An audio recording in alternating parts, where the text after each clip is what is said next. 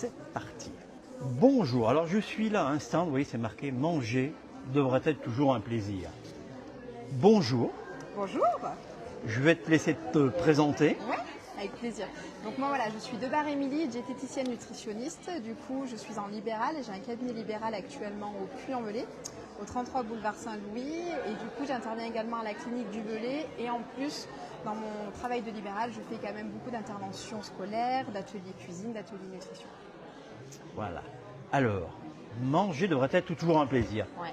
Est-ce qu'on y arrive ou pas? Oui, Oui. c'est pour ça que dans l'équilibre alimentaire, il faut manger de tout. Il ne faut surtout pas se priver de quelque chose, mais ça dépend de la quantité et surtout de la qualité des aliments. C'est ça le plus important. Ils sont un peu secs les gâteaux là, il manque un Non, peu de trucs là. c'est des bons gâteaux secs, flocons d'avoine, poudre d'amande, des épices, de la cassonade, que des bonnes choses. Je peux pas mettre un peu de chocolat dessus. Si, des pépites de chocolat noir.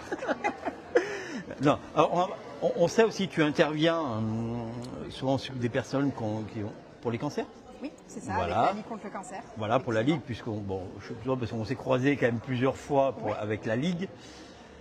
On rappelle que pour toutes ces maladies qui sont cancer, le sport et notamment bien manger, c'est important. C'est essentiel, effectivement. Voilà. L'activité physique et le fait de garder une bonne alimentation, surtout une bonne place des protéines, c'est essentiel pour la suite des choses, quoi. Voilà. Très important. Est-ce que c'est compliqué?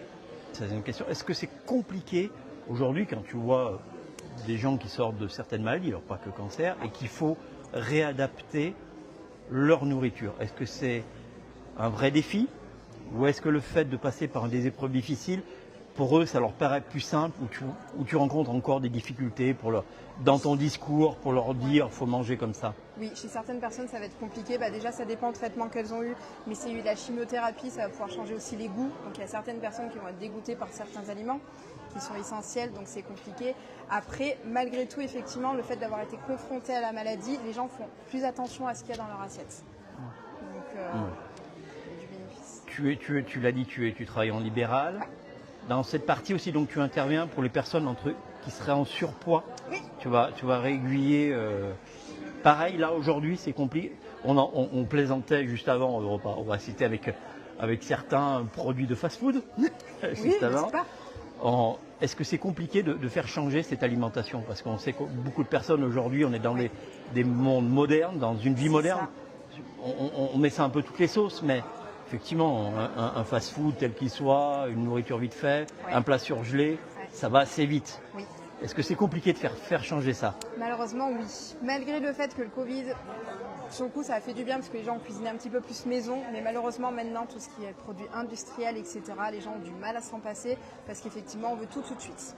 Et du coup, les gens prennent un petit peu moins de temps pour cuisiner. Pourtant, c'est essentiel. Vraiment, le fait de cuisiner maison, de limiter les produits ultra transformés, c'est la base pour une bonne alimentation et une bonne santé surtout.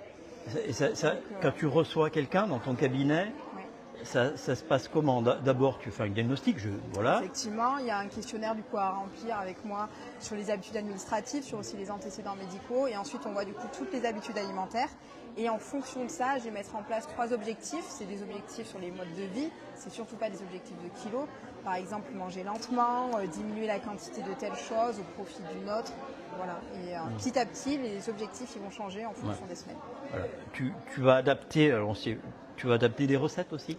Oui, effectivement, on peut adapter Je me des rappelle, recettes. je t'ai vu et puis il y avait des recettes avec des légumes. Oui, même si on n'aime pas les légumes, on peut facilement en mettre par exemple dans un plat de pâtes ou faire une sauce à base de courgettes pour agrémenter des pâtes ou du riz. On n'est pas obligé d'avoir vraiment typiquement l'assiette d'haricots verts. On peut agrémenter, du coup mettre des légumes un petit peu partout sans que ça soit lassant.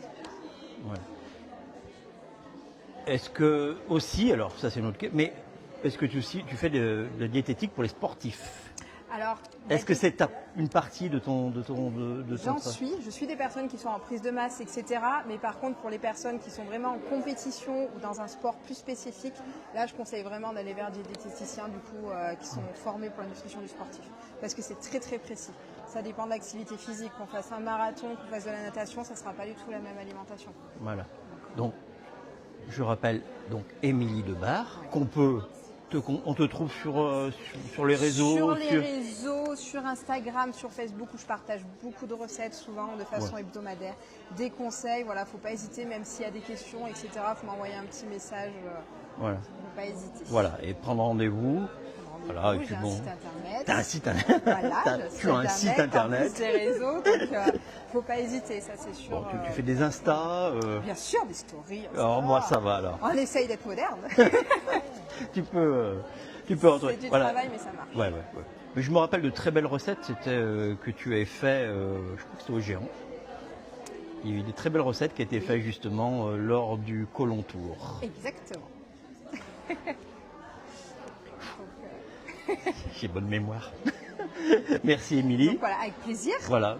Et puis ben voilà, ceux qui veulent des conseils, et puis voilà. Puis je rappelle aussi que tu as cette partie où tu suis avec la Ligue.